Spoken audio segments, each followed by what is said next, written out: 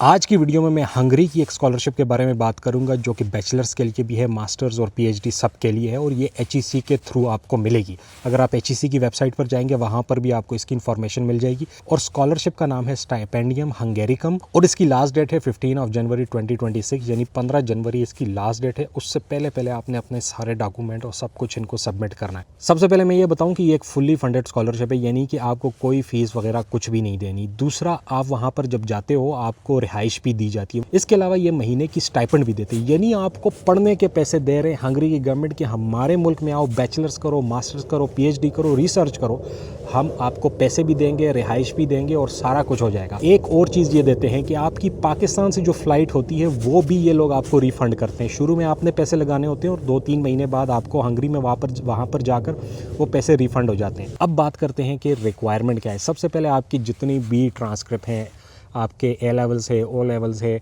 आपकी मैट्रिक है, एफएससी है। अगर आपने मास्टर के लिए जाना है तो आपकी बैचलर की डिग्री होनी चाहिए और पीएचडी के लिए जाना है तो मास्टर की ट्रांसक्रिप्ट या डिग्री होनी चाहिए। ये सारे डॉक्यूमेंट आपने अटेस्ट कराने 3 जगहों से। नंबर 1 ये आपके बोर्ड से अटेस्ट हो, नंबर 2 एचईसी से अटेस्ट हो, नंबर 3 मोफा से अटेस्ट हो और आईबीसीसी से ये अटेस्ट हो। उसके अलावा आपको कुछ यूनिवर्सिटीज़ में इंग्लिश प्रोफिशेंसी सर्टिफिकेट की रिक्वायरमेंट होती है। अगर आपने आइलेट्स या टॉफल किया हुआ है, वेल एंड गुड, 6 बैंड्स हैं आपके, आप जा सकते हैं।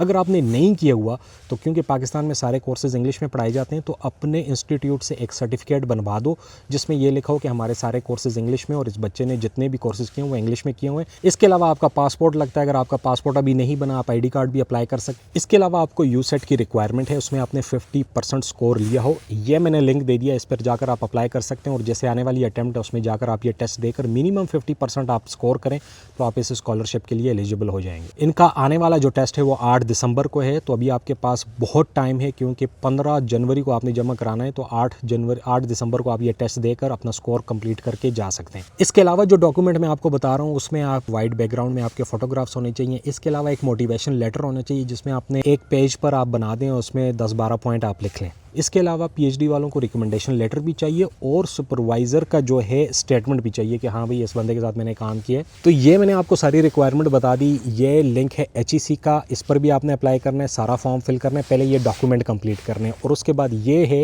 हंगरी का लिंक, इस पर भी आपने अप्लाई करना है। इन दोनों पर आपने अप्लाई करना है और उसके बाद आपकी स्कॉलरशिप के लिए जब सिलेक्शन होगी उसके बाद आप मेडिकल करोगे और फिर ये सारे डॉक्यूमेंट प्रैक्टिकली जाके आप एम्बेसी में जमा कराओगे, फिर आपका वीज़ा लगेगा, फिर आप टिकट करके हंगरी जा सकते हो।